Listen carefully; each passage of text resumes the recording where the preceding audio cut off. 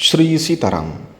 बहुत बारी जो नवीन साधक हैं या कुछ पुराने साधक भी अपने किसी शुभचिंतक या अपने किसी शिष्य या अपने किसी मित्र के लिए उसकी समस्या के निदान के लिए जप करते हैं, अनुष्ठान करते हैं, पूजन हवन करते हैं, लेकिन उसमें सफलता प्राप्त नहीं होती।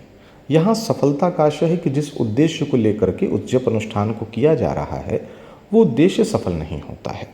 तो ऐसी स्थिति में क्या किया जाए? फेदकारणी तंत्र के तृतीय पटल में श्लोक संख्या 242 से लेकर के 245 तक इसके संबंध में बड़ी गूढ़ चर्चा की गई है, जो संभवतः कहीं और देखने को नहीं मिलती। वहाँ कहा गया है कि आपका कोई अगर शत्रु है या आपके किसी यजमान का या आपके किसी शिष्य का या आपके किसी शुभचिंतक का कोई शत्रु है, अगर वो हर प्रकार के उपाय कर लेने के बाद भी बात नहीं समझ रहा है, तब तो ऐसे किसी प्रयोग का किया जा सकता है, अनुमति है, यानी जो अष्टकर्मादि कहे जाते हैं।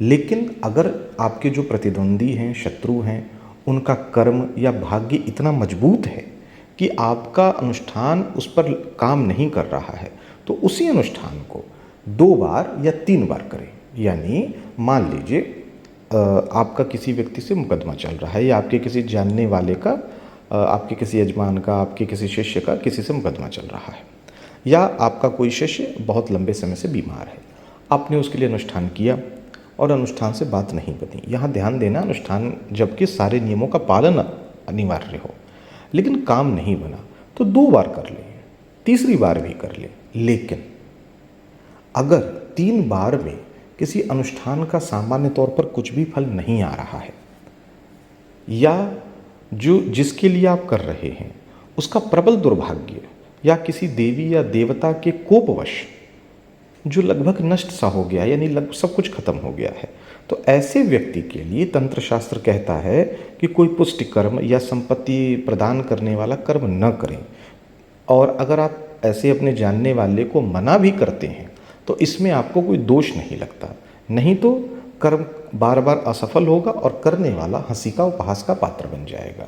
स्पष्ट रूप से ये बात तंत्र ग्रंथों ने दिग्दर्शित की है कि अगर कोई व्यक्ति एकदम दुर्भाग्य में डूबा हुआ है तो उसके लिए आप जप अनुष्ठान न करें। प्रथम दृष्टया ये बात सुनने में आपको अच्छी नहीं लगेगी कि भाई कोई व्यक्ति पीड़ित है तो क्या उसकी हम सहायता नहीं करें। देखिए, सहायता करना बहुत अच्छी बात है, लेकिन सहायता करने की भी एक सीमा होती है। अगर उस सीमा को आप पार करके सहायता करने की कोशिश करेंगे तो आप स्वयं संकट में पड़ जाएंगे। तो इसलिए तंत्र ग्रंथ जो होते हैं, तंत्र साहित्य जो है, ये बहुत प्रैक्टिकल है।